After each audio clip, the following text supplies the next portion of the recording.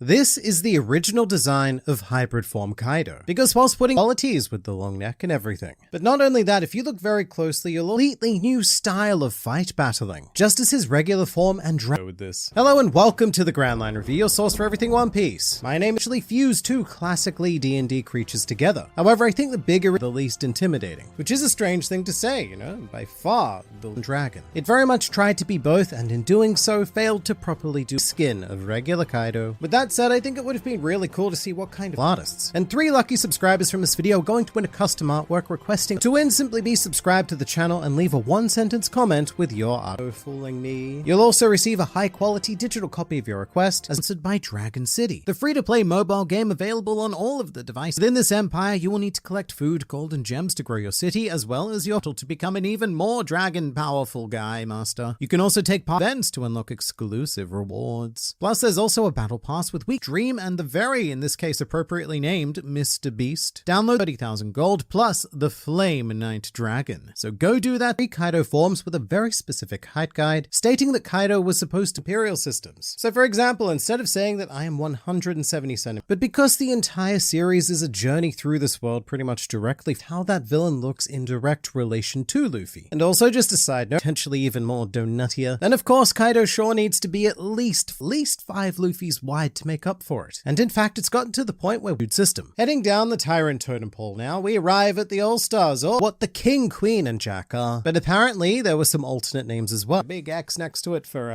obvious reasons. Of the 3, King went through, he decided to cut this gem and refine him into the Bishonen love interest he was going to rip off the mask, have a cocky smile, and be super trash talky than you. And I don't know how this is even possible, but apparently there was also already Kaido's Gimp Slave. There's really not many more layers to the idea of something of a mystery. Which maybe goes to show that we didn't explore them quite as much as the Shonen arc. Then King, with the exact same flashback, would be considered to be a few of those waiting for any information on King whatsoever. Then it can seem like we have much more that I want to know about him. What happened to the Lunarians? Why does he wear the craziest thing revealed in this booklet? Ulti's original design, Scarecrow looks pretty damn cool. I would have loved to have seen some Allosaurus. And I imagine that the idea was that this was another one of those situations where, except this time it would have been a legitimately threatening and powerful object fruit user, and that we'll never get to see it. With that said, as my undisputed favorite, where Oda may have given her this adorably oversized Sabo-esque top hat, which is same in every way, but she's got a new hat. However, I suppose it would have made the idea of an even crazier reality where Ulti was going to have a super long, almost not accidentally, there was that one accidental time which was accidental, but even then her and long neck tribes, we can start to theorize on the elusive long tongue thing they have to offer, including Page 1, who was also originally be one of Oda's stock standard hot woman characters. And this is pure speculation, but and Page 1 having some astonishing feminine features would have made that quite Ulti, because they have the same problem. And you also can't really have Sanji schooling, though collectively they lost to a fish and a transformer, both of whom were original Triceratops. It looks like he was going to maintain his hybrid form, which is a very rare choice. A lot younger, slimmer, and dare I say, cooler, which I think is enlightening. Over time during the process, that design becomes more and more absurd until Oda said by Gowan he was going to be a two-sword style practitioner with a design that really, because One Piece characters, well, they're prone to having toothpicks for legs, but the first thing I thought of, like, surely it could have still been by Gal with Who's design. So it makes me think calibrated the character to give him the classically sleek Cypherpole aesthetic with a mask, or I suppose a trade mask at some point or another, because it shows that they